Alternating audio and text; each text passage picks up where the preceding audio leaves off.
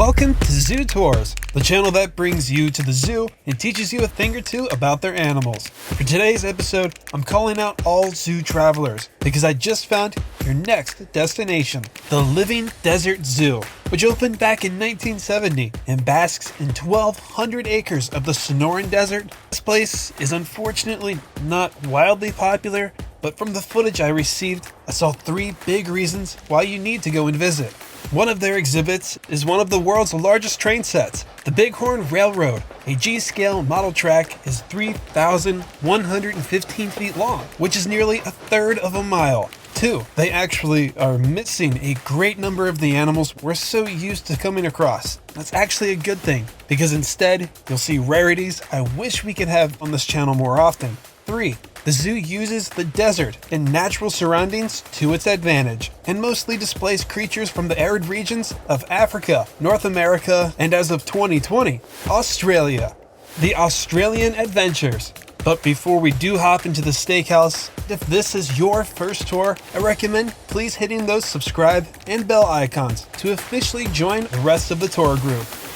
The open entrance trail starts with comparing the deserts of Australia to California's, while you're also given a nice view of the arid region around you.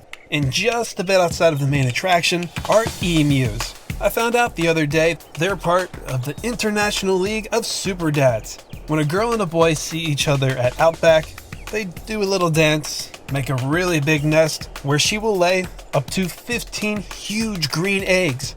Some moms might stick around. Most will go out for a carton of milk if you're picking up what I'm putting down. But if that's the case, the dad will incubate the eggs for up to 56 days, protecting them at all costs, and even keeping them from mom if she decides to come back. But this isn't the superpower. During this time, they do not eat, they do not drink, and they may lose a third of its body weight, and may raise the chicks by himself for 2 years. No, there's not any chicks around here. I just thought it was a cool fact to share. I'll save their other superpowers for another tour, because now it's time to head into the circle, where 8 habitats in 7 species have you surrounded. The first thing you'll notice is that you're walking into the middle of one of these habitats, dominated by one of Australia's notorious mobs of Bennett's wallabies. Mob is a pretty aggressive word for such a cuddly looking creature. Rather than organized crime, they spend most of their time sleeping and grazing, and like to keep the violence down to a bare minimum. Unless it involves a girl. Wallabies, well actually all macropods, are like the Australian equivalent of deer or cattle. They feed on nothing but fruits and vegetation, and have not 1, but 2 stomach chambers. The front chamber contains bacteria and fungi to ferment the food, but the food could be stuck there for hours. So to speed things up, wallabies can actually spit whatever they just swallowed, chew it up a little more, and swallow again for the second chamber and the stomach acids to finish the job. The next episode we run into a macropod, we'll learn what happens next and how their farts can help the environment. Like stingray touch tanks, I think I've seen too many marsupial walkabouts at this point, but I do love this. The wallabies didn't replace rare hoofstock, hint hint, and they can also walk around and check out all of the other animals in this 1/4 of an acre large aviary, just like us. So the next thing you might notice are little bombs falling from the sky. Well, those would be from the bunch of budgies, aka the common parakeet, aka a top 5 contender for the world's most popular pet, but they still are very much a wild bird. I read the zoo is home to over 300, but they're not the only small birds around here. If you go clockwise around the circle, there's a couple of back-to-back shaded enclosures with a couple of laughing kookaburras, which are also, as you know, very much wild birds. But as a pet, that's a different story. I mean, I've never had one myself, but I wouldn't recommend it. I hear they're temperamental, and it's like living with a laugh track. And imagine hearing this throughout the day. Blue bending rollers call and shield doodler call to overwrite them, because she's the most dominant in this aviary. You won't just find marsupials on the same path as you, or eating eucalyptus in a tree. Sometimes they're in the rocks. The yellow-footed rock wallaby, not your average marsupial. Their neck of the rocks is not an easy place to live, but they don't really mind. they can still move around just as easily as they would on flat ground. They can scale as much as 13 feet from rock to rock on a single leap. But those summer days can reach 120 degrees. Well, 50 degrees where they're from. So how do they stay cool? Rock wallabies have thick padding in their feet to protect them from a scorching hot rock. Regardless, they mostly stay on the shaded ledges in caves until nighttime, when they can go out and look for something to eat. And as all macropods do, they lick themselves. There are hundreds of small blood vessels just under the surface of their forearms, so when they wet their fur, the moisture eventually evaporates and cools their warm blood. As for hydration, water in the desert, good luck. But for them, that's still not a problem.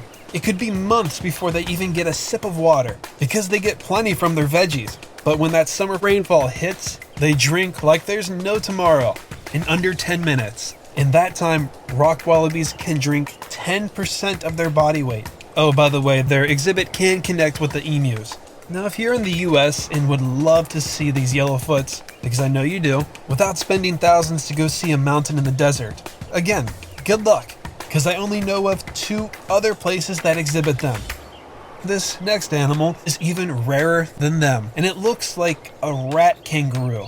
Well, that's actually one of its names, but you can call it the woolly or brush-tailed batong, a fun-sized marsupial that weighs just as much as a guinea pig. But they are in fact a relative to the kangaroo, and they fight like them too. When it comes to getting the girl or fighting over territory, males will settle things with a little kicking, biting, and boxing. You know, kind of like how real men do it. It also has a tail like a kangaroo's, but this rat kangaroo can carry things with it, like grass and branches, to build dome-shaped homes. Over 100 years ago, they were known as pests, and within a 40-year span, their numbers dropped by 3 million. Humans, wild foxes, domestic cats, and even wild pigs helped the batong earn a critically endangered status. So only around 15,000 are left.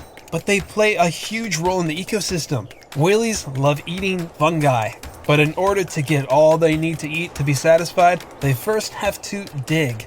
And when they dig, this helps fungi disperse, plants any seeds they may drop, and most importantly, helps water get deeper into the soil. The next habitat is a little glary, but you will manage to find something little that has a lot of spikes. The short-beaked echidna. They remind me of an armadillo, anteater, porcupine mixed together. Despite what you see all along their backs, they don't really have any weapons or fighting skills. However, if a bird of prey or a Tassie devil is giving them a tough time, it can curl into a ball and defend itself with those spines, which are just elongated, condensed, and hollow hair follicles. I mean, after all, echidnas are mammals. One of 2 mammals that would be able to wake up and cook their own extra fluffy eggs, if they knew how to do that sort of thing.